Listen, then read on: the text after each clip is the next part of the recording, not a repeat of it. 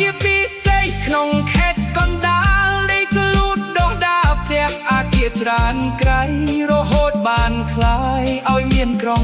3តាខ្មៅសំពើពួននិងក្រុងអារីកស័ក្តិ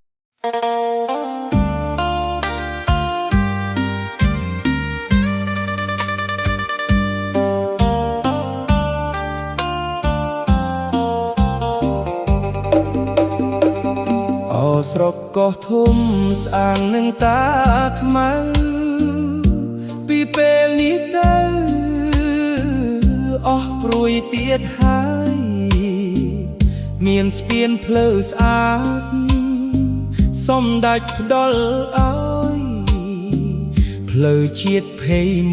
21ងាយស្រួលចុះឡើងម៉ូតូទត់យន្តគ្រប់ធនទំនើបសេដ្ឋកិច្ចស្ទង់ងើបអភិវឌ្ឍជឿនលឿនមានមន្ទីរពេទ្យវត្តសាលារៀនច្រើនលូតលាស់គុំកើព្រោះមានសម្ដេច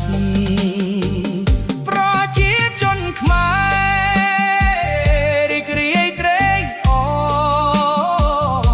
សម្ដេចដេជោភិវឌ្ឍផ្លូវស្អាត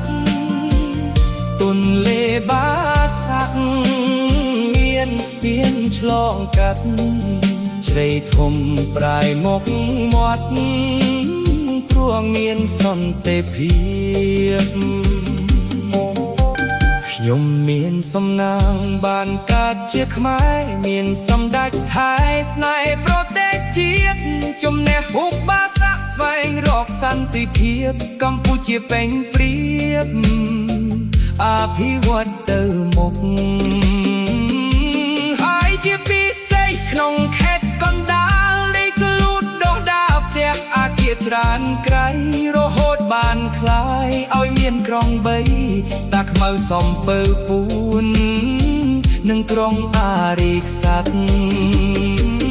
ប្រជាជនខ្មែរសូមអរគុណដល់សម្ដេចពុកផ្ដល់ផ្លូវជាតិធំផ្លូវក្នុងផ្លូវព្រែកមានបែបរឹងមាំពិសេសនៅជ័យធំក្រុងសំពើ